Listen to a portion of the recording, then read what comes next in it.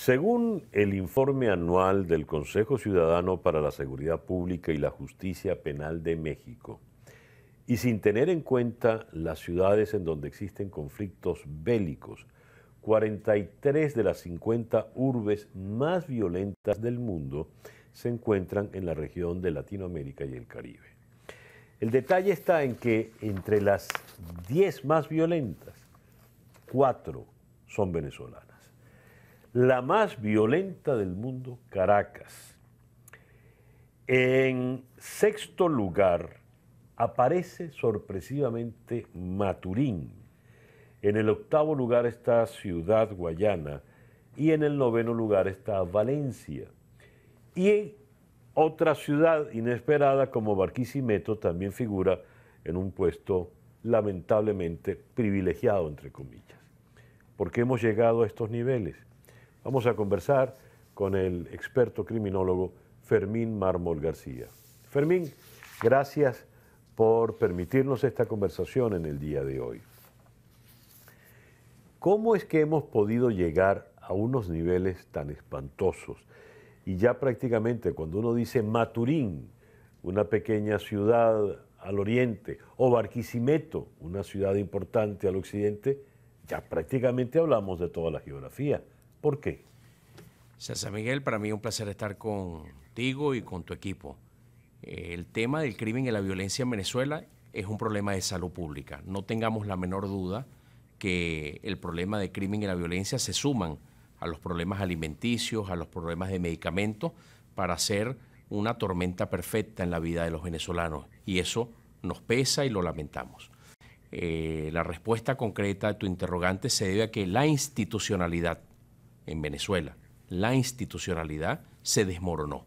Se desmoronó por falta de meritocracia, concurso de credenciales, concurso de oposición, por falta de independencia de los poderes públicos y, bueno, por supuesto, por merma presupuestaria. Entonces, la institucionalidad del sistema integrado de policía, del sistema de administración de justicia y del sistema penitenciario no pueden, por supuesto, parar la ola de crimen y violencia en el país. Al contrario, la han agravado. Se agravó el crimen y violencia en el país con el nacimiento de estructuras criminales y de modus operandi que no conocíamos en el pasado. No conocíamos la existencia de megabandas criminales, la existencia de colectivos armados y violentos, la existencia de los boliches, la existencia de los pranes, pero tampoco conocíamos el secuestro exprés en el siglo XX, tampoco conocíamos lo que era el desmembramiento de cuerpos humanos o los corredores del tráfico de drogas y armamento. Se debe, en resumen, a el desmoronamiento institucional y, por supuesto, que la complicidad de hombres y mujeres que pertenecen al poder público en Venezuela. Fíjate, Fermín, ¿por qué se llega a algo tan dramático como esto? ¿Cómo se llega a una situación así? Si tuvieses que jerarquizar todos estos inconvenientes, ¿cuál sería lo más determinante para que, por ejemplo, Caracas sea la ciudad más peligrosa del mundo? Yo creo que se han instaurado políticas públicas equívocas que no teníamos que traer a Venezuela. Doy un solo ejemplo: el plan de pacificación que dio nacimiento a las zonas de paz, que fortaleció el crimen y la violencia y apartó las instituciones del Estado de una competencia territorial. También por políticas públicas inexistentes. Jamás se convocó al sector privado para la prevención del crimen, a las iglesias de los distintos cultos, a los gremios, a las universidades y a las ONG. Entonces, la mezcolanza de políticas públicas equívocas más las inexistentes dieron al traste a cualquier camino de progreso y bienestar y de control de crimen y violencia. Entonces, hoy día el ciudadano de una clase socioeconómica no favorecida tiene como final para su juventud la diáspora del país, la cárcel o el cementerio. Y esa no puede ser la realidad de los venezolanos menores a 25 años que pertenecen a la clase social menos favorecida.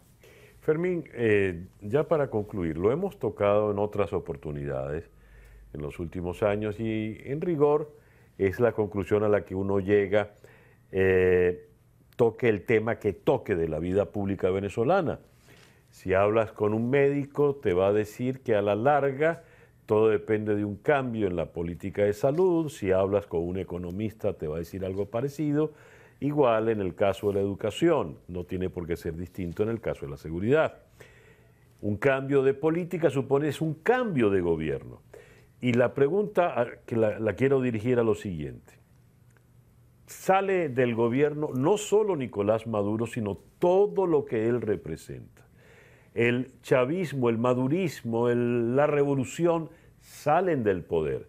Ese nuevo gobierno que represente una nueva Venezuela puede entonces, ya de nuevo identificando dónde están los buenos y dónde están los malos, adecentar y brindarle seguridad al país. César Miguel, no tengamos ninguna duda los venezolanos que hoy están en nuestro territorio, así como también los venezolanos que están creciendo en el exterior, que en Venezuela hay demasiada reserva moral, demasiado talento para construir y llevar a cabo políticas públicas para controlar el crimen y la violencia, con meritocracia, con concursos de credenciales, con concursos de oposición, con medición de resultados, con transparencia, corriendo las cortinas para que los periodistas, las ONG y las universidades entren en nuestras instituciones y rindiendo cuentas, entendiendo que los servidores públicos somos empleados circunstanciales y no dueños del país. Yo estoy convencido de que podemos controlar el crimen y la violencia, inclusive trabajando con los colegas nuestros de otras latitudes para esta lucha contra la delincuencia organizada, que debe unirnos no solo a los latinoamericanos, sino a los países de primer mundo. Volver a rescatar el tejido que tanta falta hace para luchar contra el flagelo del crimen. Sí tenemos el talento, las herramientas, las ganas, la disposición, y por supuesto que esa batalla la vamos a ganar como ya la han ganado muchas ciudades y muchos países latinoamericanos.